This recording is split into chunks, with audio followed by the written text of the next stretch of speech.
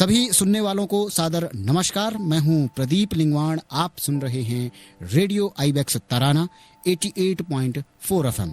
सैनिक कल भी आज भी। ये कार्यक्रम समर्पित है उन सैनिकों को जिन्होंने देश सेवा करके अब जो अपना जीवन है सेवा निवृत्ति के बाद भी देश सेवा में ही समर्पित कर रखा है। और आज इस खास पेशकश में हमारे बीच में उपस्थित हैं ऑर्डिनरी सूबेदार मेजर मक्खन लाल जी जोशीमठ से। तो इनका हम स्वागत करते हैं। सर, आपका बहुत बहुत स्वागत है रेडियो आईबेक्स तराना में। धन्यवाद प्रदीप जी, आपको और रेडियो आईबेक्स तराना को भी बहुत बहुत धन्यवाद जो मुझे आज बोलने का मौका मिला यहाँ पर, और मैं इसका बहुत शुक्रगुजार करता हूँ आपका। तो मेरे लिए सौभाग्य की बात है कि आज मैं अपने दिल की बात आपके पास बोलूं और भी जो नए हमारे सैनिक हैं वो भी मेरी बात सुने। बिल्कुल अच्छा लगेगा। मेरे लिए ये सबसे ज्यादा सम्मान की बात है कि मैं एक ऑफिसर के साथ में जो सेवा निवृत्त है उसके साथ में बातचीत कर रहा हूँ, उनके अनुभव को मैं जानूंगा। तो सबसे पहले मैं आपके शुरुआती जीवन के बारे में जानना चाहता हूँ। आपका जन्म, आपका गाँव, आपका परिचय। प्रदीप जी, मेरा जन्म यहाँ नारायणबगड़ में आली गांव है। नारायणबगड़ से आधा किलोमीटर ऊपर जी, नारायणबगड़ से आधा किलो पे ऊपर, और इधर भगोती, कोब और इधर कनाल गांव, ये सब प्रसिद्ध गांव है। लेकिन नजदीक हमारा गांव है आली, वहाँ पर हमारा जन्म हुआ सन 1958 में। नारायणबगड़ इंटर कॉलेज से की, गवर्नमेंट इंटर कॉलेज है। सन 77 में मैंने पास आउट किया वहाँ से जी। वहाँ से उस समय पता क्या था, एक सिंगल स्कूल थी नारायणबगड़ जीआईसी। तो कोब हो गया, सणकोट हो गया, कड़ाकोट पट्टी हुई इधर, जिधर आपने बोला ना चौपतारे, जिसको हम कड़ाकोट पट्टी बोलते हैं। और दूसरी तरफ हो गया ये केवर भगोती वगैरह, ये हो गया सिरगुल पट्टी। और जो हमारे एरिया है, फर्स्ट मकान है हमारी आली में, वहाँ से शुरू हो गया बदाम। तो इसके कम से कम 10-12 किलोमीटर, क्या 14-15 किलोमीटर तक सराउंडेड एरिया, कहीं भी इंटर कॉलेज नहीं था खाली। हाँ, 77 की बात करूं मैं, उधर केवल नारायणबगड़ में था। और जब स्कूल की छुट्टी होती थी ऐसा लगता था कि मेला हो गया, पूरे इतने स्टूडेंट आते थे। कम से कम 600-700 स्टूडेंट थे उस समय, इतने दूर सारे वहीं से आते थे। और उस समय लड़कियां बहुत कम थी।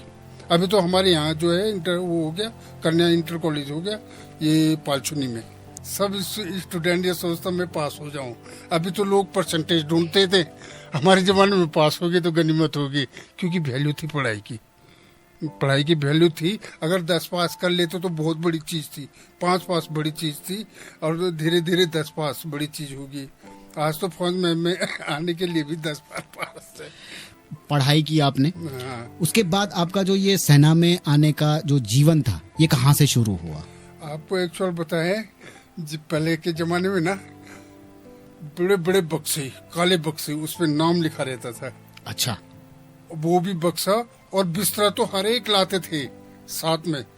और फिर जब अपने घर के स्टेशन पर आते थे, वहाँ पर ये हमारे बहादुर लोग रहते थे, वो पीठ पर लगा करके, अगर दूर जाना तो घोड़े पर। और जब वो आते तो बड़े ठाठ से लगता था, इतना सामान लेके आ रहा, इतना वो लेके। और फिर घर में हर गांव में सैनिक जो है मिठाई बांटता था जी। मिठाई उस समय को ये होता था चने और गुड़। अरे हमने कहा कितने बड़े आदमी है, बहुत बड़े आदमी। वहीं से हमारे दिल में भी कभी हम भी बनेंगे फौजी, क्या ये ड्रेस हम भी पहनेंगे, कि बक्सा लेके आएंगे हम कभी। और बक्से में कुछ भी हो कौन देखता है, लेकिन उस समय ये लगा कि भैया देखो कितने बड़े आदमी। और फिर घर में इज्जत।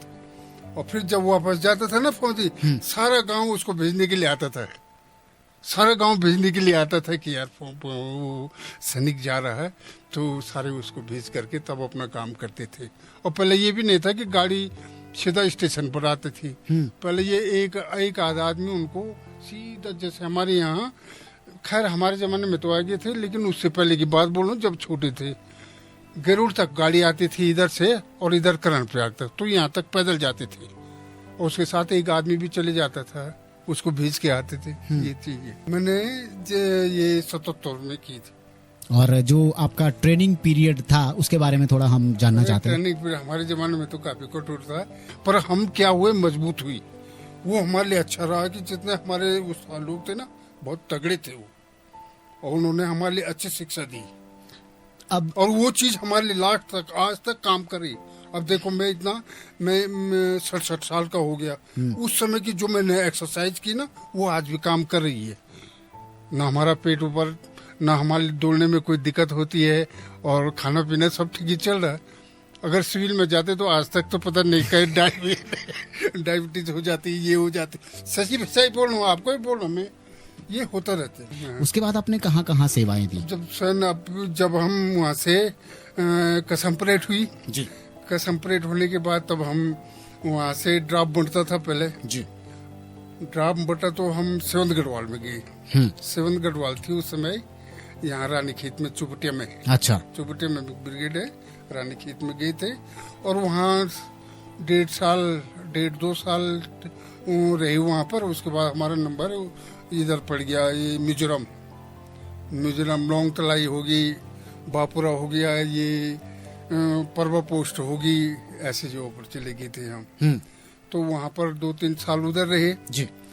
उसके बाद यहाँ पर पहले गढ़वाल स्क्वाड थी जो हमारी प्रेजेंट यूनिट है। यहाँ पर 3 साल के लिए आते थे, 3 साल के लिए आते थे, फिर अपनी यूनिट में वापस चले जाते थे।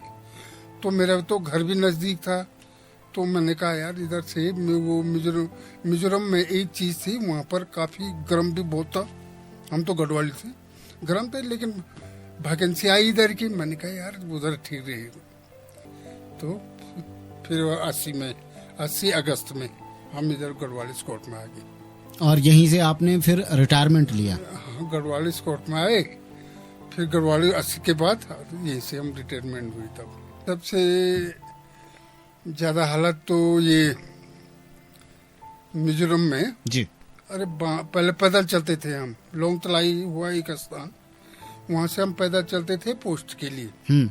तो धूप भी बहुत तगड़ी, लंबे लंबे बांस, एक थोड़ा सा वो पगडंडी होती थी जी पोस्टों पर जाने के लिए। वो जब बारिश हो जाती वो बांस से झुक जाते नीचे के लिए, और उसी के ऊपर जोंक होती थी। वो साले कब बदन के अंदर चले गया कोई पता नहीं चलता था। अच्छा, जोंक हो गया, मच्छर हो गई, पानी की बड़ी किल्लत थी। पर जब चलो करीबन 2-3-4-5 घंटे तक कहीं पर पानी का कोई स्रोत मिलता नहीं था। जो हमारे तो पहले हमारा वो तो तमलेट होता था, उसमें तो वो पानी पहले ही खत्म हो जाता था। बड़ी मुश्किल से कहीं पर स्रोत मिलती थी। और जब तक हम पोस्ट पर जाते थे तब तक रात पड़ जाती थी। फिर वहाँ पर क्या था, बांस के बम्बू काटे रहते थे गांठ के वहाँ पर, और फिर उन बांसों पर ही क्या था, पानी रखा रहता था। पर बेचारे पानी भी पिला देते थे कहीं कहीं पर, और उसी में भात भी बना लेते थे बांस के डंडों पर।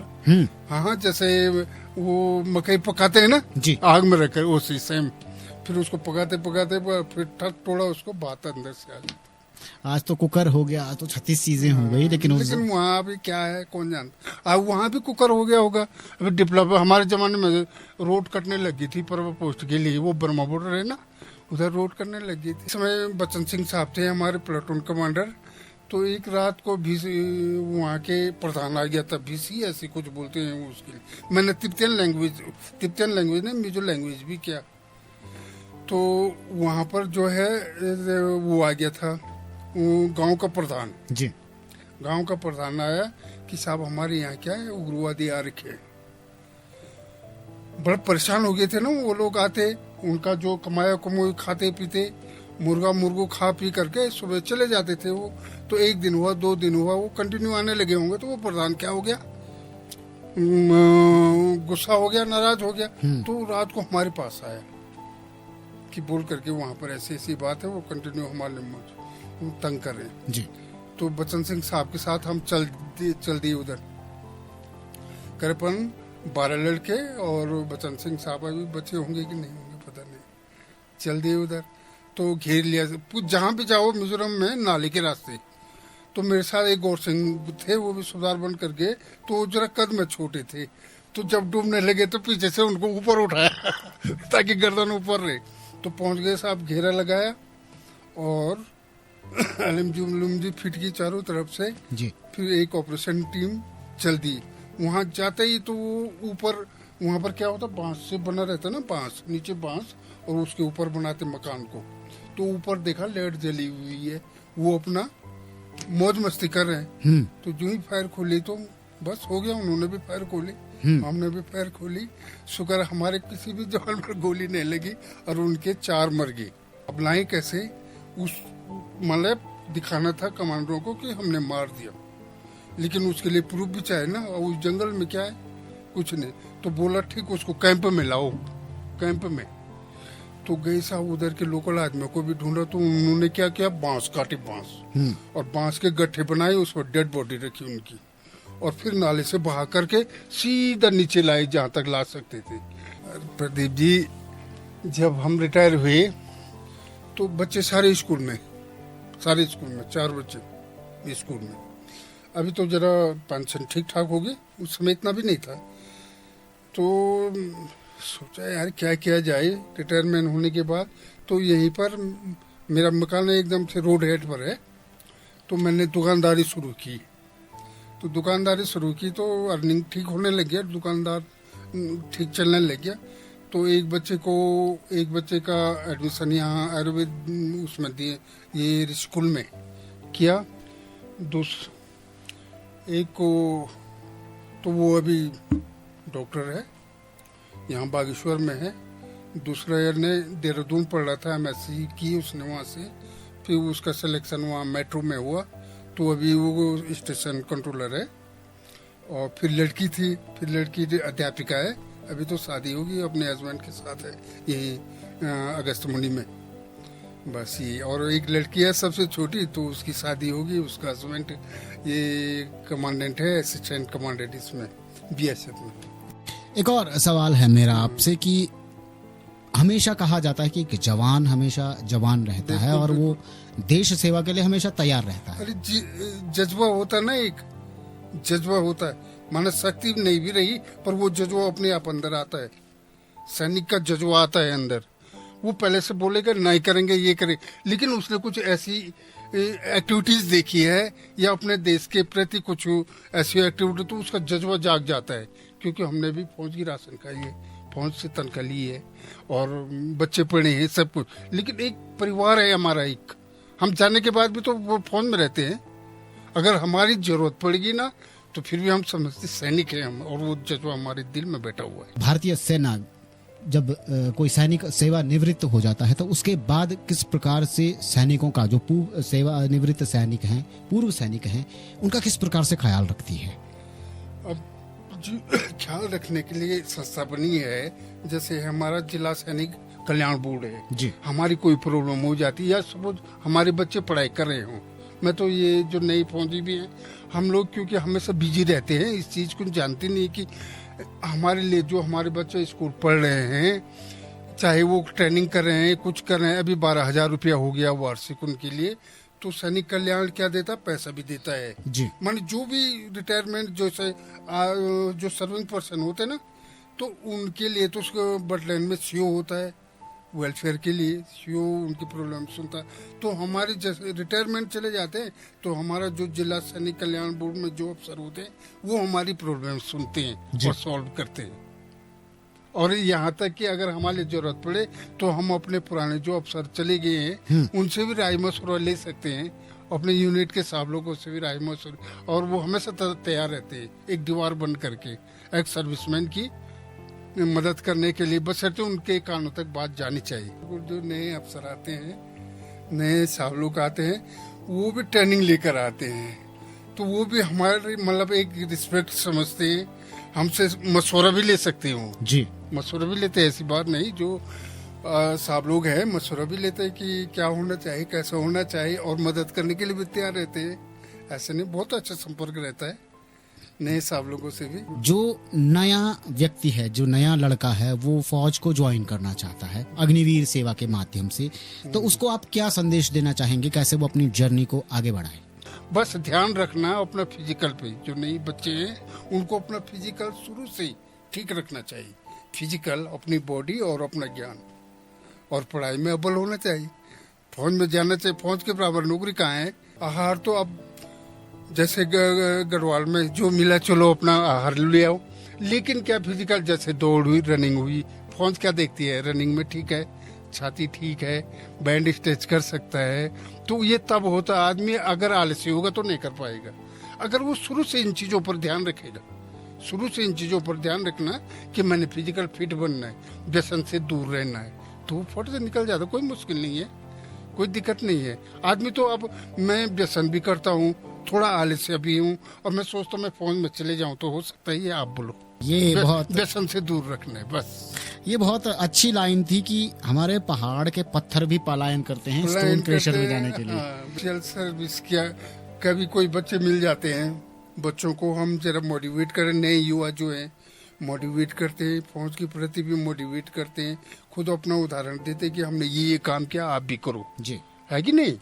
और कभी गांव में चले गए तो गांव में भी जैसे होता है मदद, समाज सेवा, थोड़ा बहुत समाज सेवा कर ली, कहीं पर हमने बोल दिया भाई ऐसा काम करना है, एक नहर के लिए काम करना है, ये करना है, तो लोग विश्वास कर लेते हैं और वो काम हो भी जाता है। फौज ने जो जुबान की कीमत समझते हैं कि मैंने ये जुबान दे दी, और ये जैसे हमने 4 बजे, आपने बोला 12 बजे यहाँ पर आना, तो करेक्ट हमारे आना पड़ेगा। अगर सिविल को बोले 12 बजे आना, वो 2 बजे पहुँच होता ही यही है। जाते जाते हमारे श्रोताओं को कोई खास संदेश देना चाहेंगे इस रेडियो स्टेशन के माध्यम से? अरे साहब, सारे जो हैं सुखी रहो, संपन्न रहो, बद्री विशाल की कृपा बनी रही सब पर, बाकी हम क्या कह सकते हैं। और अपना जो है ध्यान रखो। बाकी आपको बहुत बहुत धन्यवाद साहब, आपने यहाँ पर बुलाया हमारे लिए, आपका और IBX ब्रिगेड के लिए हम बहुत शुक्रगुजार हैं, और ये भी गुजार हैं कि वो इसके माध्यम से हर जगह ये बातें पहुँचती है। आने वाले जो नए कहे सैनिक हैं, उनकी कहानियां भी हमारे सामने आएगी कि नहीं आएगी, और सब उसे सचेत रहेंगे। बस ये बहुत अच्छा कर रखा है। बहुत बहुत धन्यवाद हमारे साथ में जुड़ने के लिए।